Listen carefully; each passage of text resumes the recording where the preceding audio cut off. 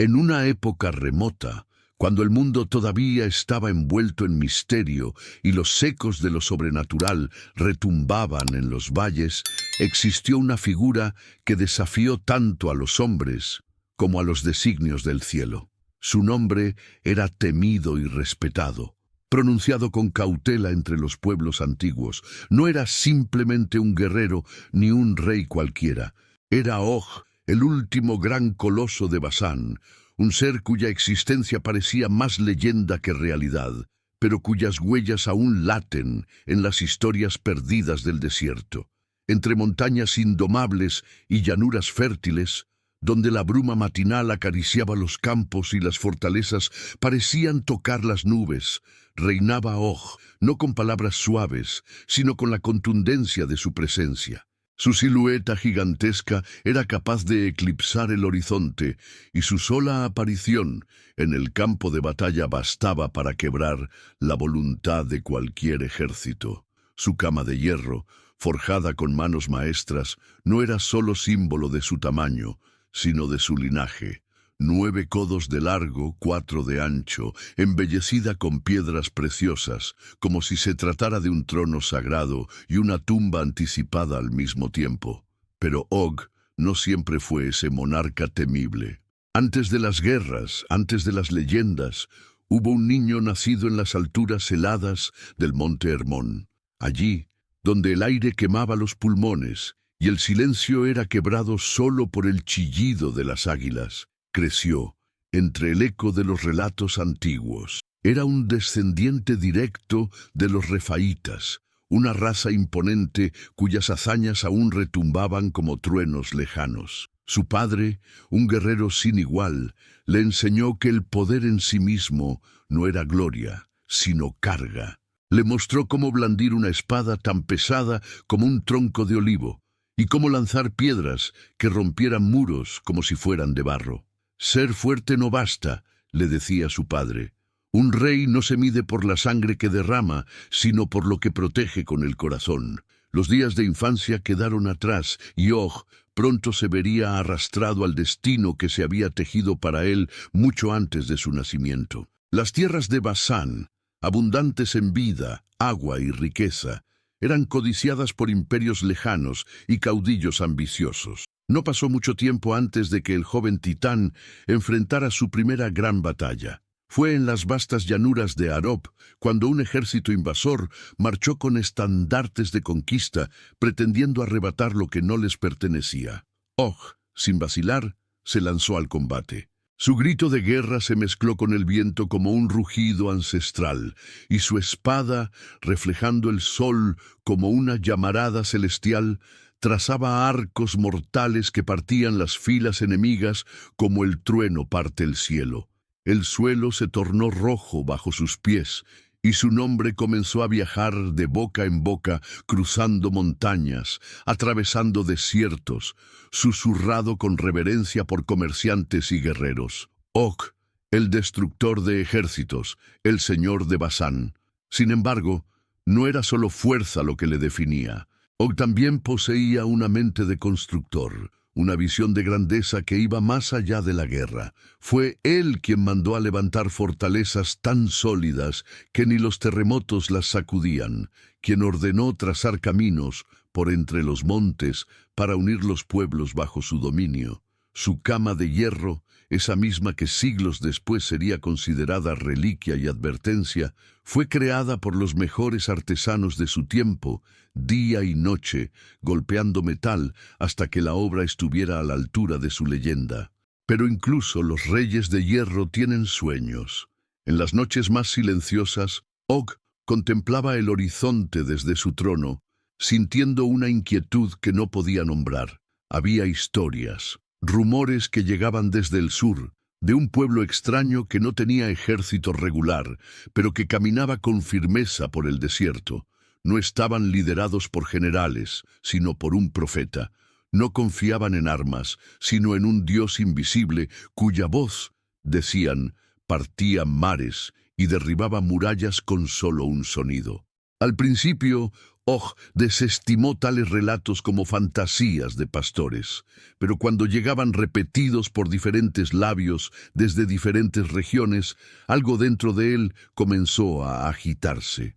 En sueños veía llamas que consumían ejércitos sin tocar sus cuerpos. Escuchaba trompetas invisibles que hacían temblar la tierra y un bastón, simple, pero lleno de poder, que brillaba como si canalizara el juicio de los cielos. Las noches comenzaron a volverse más largas en Basán. Rodeado de riqueza, soldados y muros indestructibles, ya no dormía con la misma seguridad. Su cama de hierro, antes símbolo de su supremacía, se convertía en un lecho de inquietud. Las sombras en los pasillos parecían susurrar preguntas que ni la espada más afilada podía silenciar. ¿Y si aquellas historias no eran leyendas? ¿Y si ese pueblo del desierto realmente marchaba bajo la guía de un poder más alto que los titanes? Un día, un mensajero irrumpió en el salón del trono, su rostro pálido como la ceniza, pero su voz firme. Los israelitas habían cruzado el Jordán. No solo eso, habían tomado Jericó, una ciudad conocida por sus murallas inexpugnables, y ahora se dirigían al norte, a Basán. Osé levantó de su trono con furia contenida, su sombra proyectándose contra las paredes de piedra, como una tormenta a punto de estallar. «¡Que vengan!», dijo con voz grave. «Les mostraré el poder de los gigantes». Pero en lo profundo, donde ni los guerreros ni los cortesanos podían ver, una pregunta palpitaba. ¿Era este el enemigo del que su padre había advertido en susurros durante las noches de invierno? Aquel que no vendría a conquistar con fuerza, sino a probar su alma. Los días de gloria en Basán se desvanecían como la niebla al amanecer. Cada nuevo viajero traía consigo más rumores. Decían que los israelitas no peleaban como los hombres comunes, que su poder no estaba en el número, ni en su estrategia militar, sino en la voluntad inquebrantable de su Dios. Nadie podía explicar cómo derribaban fortalezas sin tocar las piedras, cómo vencían sin perder la compostura. Era como si el destino marchara con ellos. Og intentó aferrarse a su linaje, a la historia de los refaitas, a la sangre de gigantes que corría por sus venas. Pero en la soledad de su fortaleza, el eco de los cánticos hebreos flotaba en el viento. No eran cantos de guerra, eran oraciones, himnos pronunciados con tal fe que parecía que el cielo mismo los escuchaba.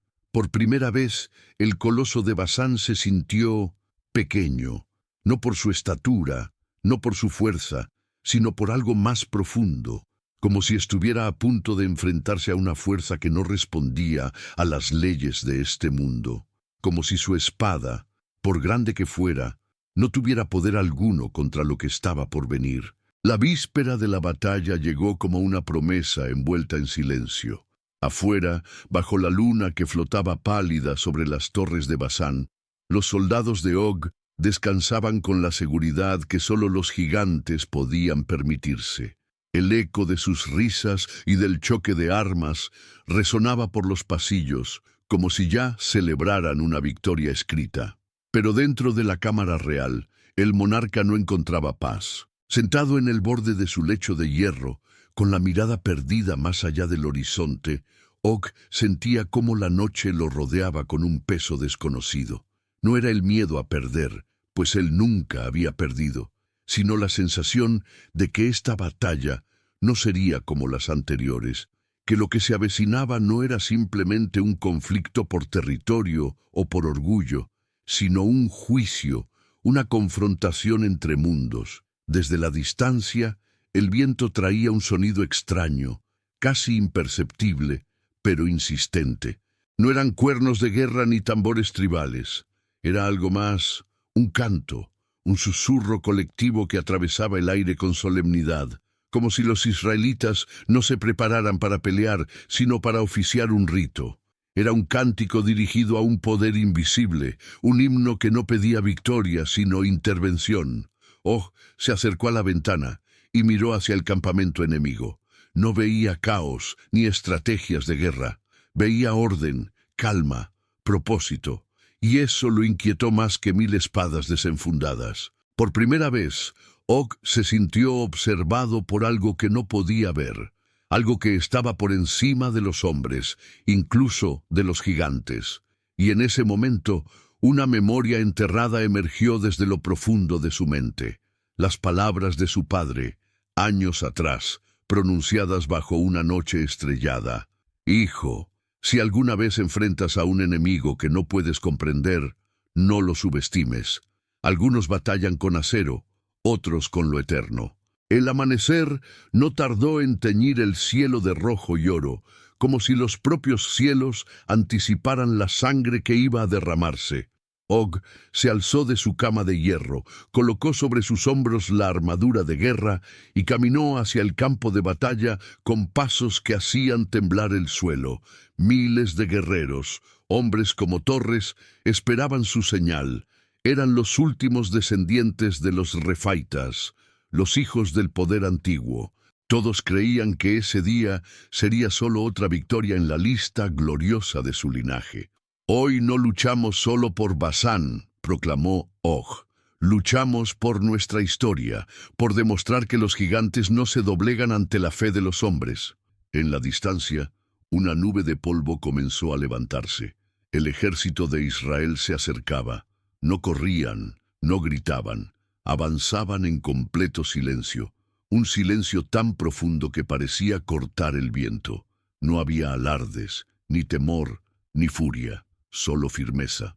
Como si ya supieran que la victoria era suya, Og frunció el ceño. Al frente de aquel pueblo no marchaba un rey coronado ni un titán musculoso, sino un hombre sencillo, con mirada firme y un bastón en la mano. Josué, el elegido por su Dios. Og lo observó con desprecio, pero sintió un escalofrío recorrerle la espalda. ¿Era este el líder del pueblo de los milagros? El mismo cuya oración hacía caer murallas, el mismo que invocaba a un Dios invisible y obtenía respuestas. Og no esperó más señales. Con un rugido que retumbó como un trueno entre las montañas, alzó su espada, una hoja forjada para derribar muros, no hombres, y dio la orden de ataque. Los gigantes de Basán, con armaduras de bronce y corazones de piedra, se lanzaron al combate como una tormenta desatada. Cada paso suyo hacía vibrar la tierra, cada golpe destrozaba escudos como si fueran hojas secas. Los árboles se doblaban ante su furia, y el cielo parecía estremecerse al ver a los últimos colosos marchar a la guerra. Los israelitas, más pequeños, más livianos, no retrocedieron, no dudaron, peleaban con algo que Og no lograba identificar. No era rabia, no era desesperación, era otra cosa. Algo más antiguo que los mismos gigantes, fe, no la fe en la fuerza, ni en la sangre, ni en el número. Era la certeza invisible de que no luchaban solos.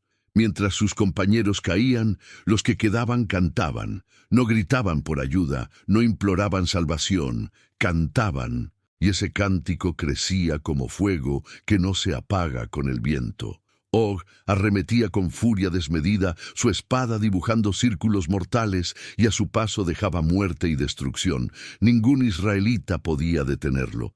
Pero entonces un impacto seco le golpeó el costado. Por un instante perdió el equilibrio. Dolor, un sentimiento olvidado. Miró su brazo manchado de sangre. No era mucho, pero era suficiente para quebrar la ilusión de invulnerabilidad que lo había acompañado toda su vida. Levantó la vista y lo vio. Josué, inmóvil, de pie sobre una colina. No tenía espada en la mano, no daba órdenes. Solo alzaba los brazos al cielo, en silencio, como si no fuera él quien comandara la batalla, sino alguien que estaba por encima de todo lo visible. Og sintió una presión extraña en el pecho, no física, sino espiritual. Una fuerza invisible parecía empujarlo desde dentro, como si su alma estuviera siendo arrastrada hacia algo que no comprendía. Un relámpago desgarró el cielo con un rugido ensordecedor. La luz cubrió el campo de batalla como un manto celestial, y Og cayó de rodillas. No por un golpe, no por una lanza, sino porque algo superior había quebrado su voluntad. Su espada, compañera de tantas victorias, cayó al suelo como si ya no le perteneciera. Por primera vez en su vida, Og, el gigante de Basán, conoció el miedo.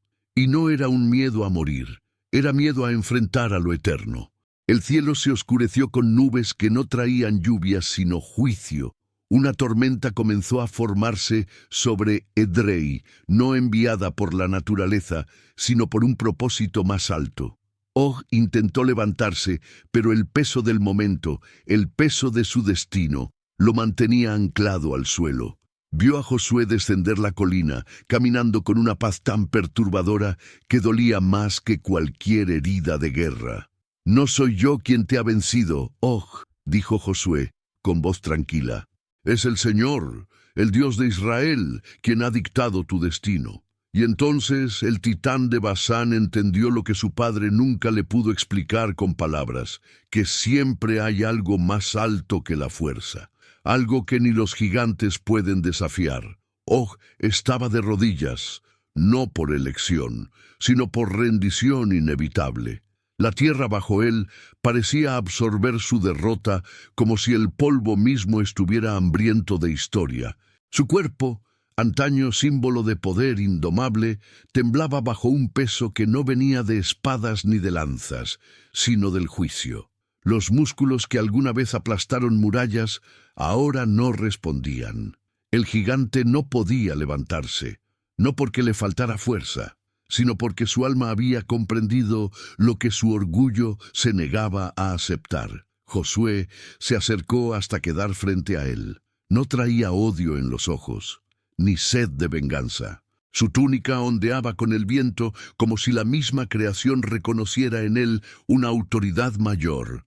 Og lo miró, esperando una sentencia, un castigo, una palabra final. Pero Josué simplemente dijo: «No soy yo quien te ha derrotado, Og, es el Dios de Israel quien ha sellado tu destino». Y en ese instante Og alzó la vista hacia el cielo. Ya no había odio en su mirada, ni arrogancia, solo un reconocimiento silencioso. Comprendió que no importa cuán alto se eleve un gigante, siempre existe algo que lo supera. La tormenta estalló con un rugido sobre Edrei, y con ella la era de los colosos llegó a su fin. Los israelitas avanzaron, cruzando las tierras que antes pertenecieron a los refaitas. Las murallas, antes invencibles, cayeron como si fueran de arena. Los nombres de los antiguos titanes fueron borrados. Sus historias se convirtieron en susurros y sus legados en advertencias. El cuerpo de Og fue observado con asombro. Allí yacía el último gigante. Su figura inmensa, que en vida había inspirado temor, ahora solo provocaba silencio. Pero su historia no murió allí. Su lecho de hierro, esa cama que alguna vez representó su supremacía, fue preservado, no como trofeo de guerra, sino como recordatorio, un símbolo de que incluso los más fuertes pueden caer cuando se enfrentan a la voluntad de lo eterno. Pasaron los años. Los cuentos sobre Og se convirtieron en leyenda. Algunos decían que en las noches de luna llena, cuando el viento sopla entre las montañas de Basán, aún se escuchan sus pasos. Otros afirmaban que su espíritu no abandonó jamás su tierra, que aún vela por lo que alguna vez protegió. Pero la verdad más profunda es otra. Og no fue recordado solo como un guerrero ni como un rey. Fue recordado como un testimonio, como el choque final entre la fuerza de la carne y el poder de la fe. Como la evidencia de que la verdadera grandeza no se mide por el tamaño, sino por la sabiduría, para reconocer lo que está más allá del mundo visible. Y así terminó el reinado del último titán de Basán. Así cayó un gigante ante la mano del Dios viviente. Si has llegado hasta aquí, es porque esta historia te ha tocado de alguna manera. Entonces, cuéntanos en los comentarios. ¿Qué enseñanza te deja la caída del último gigante? Tu opinión puede inspirar a otros, y si aún no lo has hecho, Suscríbete para no perderte las próximas leyendas ocultas de la Biblia. Dale like si esta historia te estremeció y comparte con alguien que necesita ver que la fe puede vencer incluso al más fuerte. Nos vemos en el próximo Misterio Bíblico.